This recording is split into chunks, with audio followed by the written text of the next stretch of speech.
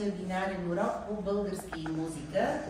Ще направим едно обобщение, едно затвърдяване на всичко, което научихме до тук, за звуковете, буквите, азбуката, за да преминем към следващият раздел, части на речта, малко по-сложна материя, но в никакъв случай не е трудна. Така че първо ще запишем заглавието на урока. Заповядайте. Добър ден! Добър ден, заповядайте. Сядайте, чувствайте се удобно. Нищо не съм казала да се пише, изчакайте маничко. Аз съм сигурна, че ще ти кажа как се казва. Език прекрасен се казва. Ще запишем от заглавието само първото изречение. Език прекрасен. Защо е прекрасен? И наистина ли е мелодия? Ще разповядайте. Пуснете ми началото на урока, нищо. Хайде. Искате ли още веднъж да изпеем? Айде, станете. Не се пустим гостите да забесняват, защото когато е програмата, така, искам, много ми хареса, така че още веднъж нека ви така. И давам тончето. Върви народе възродени, към светла пътнина върви, си жовността сила нова, съдбините си поднови. Чудесно, добре. Така, записахме заглавието. Искам да запишем, къде си оставих маркера сега? Искам да запишем и... Не, тук беше преди малко, обаче датата. Ще ми трябва маркер, после трябва, ето тук ще се мусна. Така, чудесно, благодаря.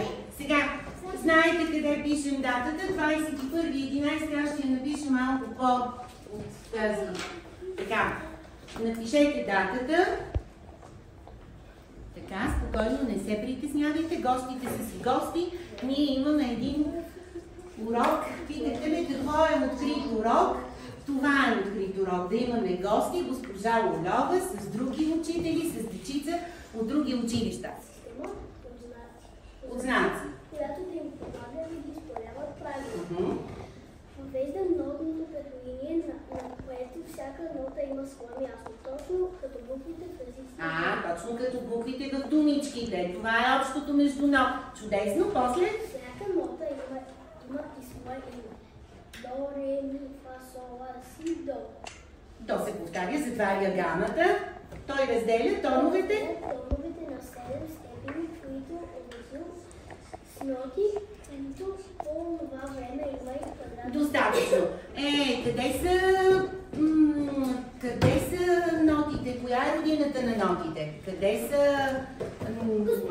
основани нотите? Къде? Италия. Кой век? Десети. Кой век живее сега? Преди колко века са възникнали нотите? Не. 21, сега сме 10. 21 минус 10 е равно на колко? 11 века. Да ви питам ли колко години са 11 18 век? Един век е 100, умножавайте, това ще го учиме по-натам. Така, и много е интересно, че в началото те каква форма са имали нотички. Да мога да си представя да запишем на петолинието квадратни ноти. Айде сега нашата песничка за нотите. Така. Така, я да видя усмивките къде са ви. Добре.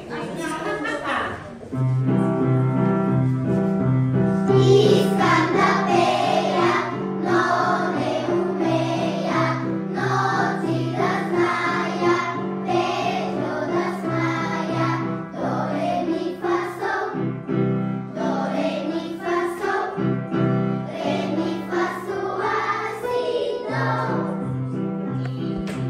Лея фалшиво, грозно и диво, всички се страха, но не бяха.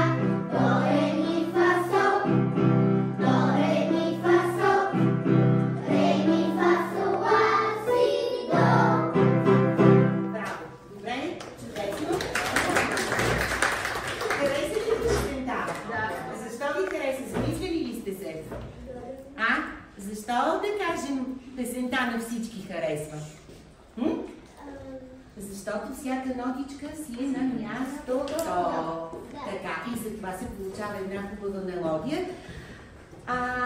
Както и в изреченията, за да съставим едно изречение, трябват думи, които обаче какво трябва думи? Свързани по смисъл. И аз сега бързо на трите екипа не ви представих екипите, разделили сме се по цветове. Червени, зелени, жълти. Сега не правете нищо, изчакайте всички по едно. Чуйте сега какво ще ви кажа. Имате по едно изречение, изведете си, което думичките трябва да подредите. И всеки, така, обръщайте ги. Имате жокер, имате главна буква. Така, който сядате, който е готов. Така. Ние сме готови. Сега, с какво започва всяко изречение? Разбира се, че с главна буква. Така, прочетете си. Който пее зло не мисли. Сериозно? Да. Браво. Така, добре, който пее зло не мисли. Втори екип. Гладна мечка зло не играе. Вярно ли е? Вярно е. Така. Без наука няма сполука. Каква приказка учихме сутринта и я четохме? И там завършваше така.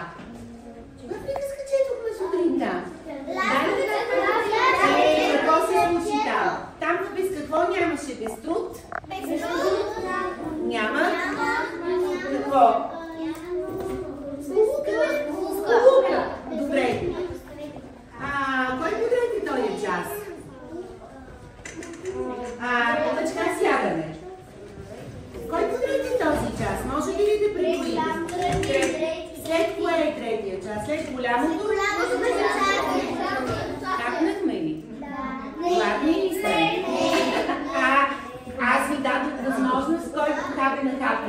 Айде, гладна мечка, хорони играе, да му тропнем 1%.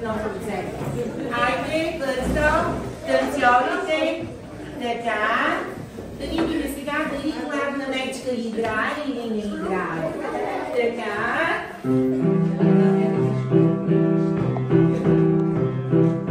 Намекано сред село, залюлял се поро. Намекано сред село,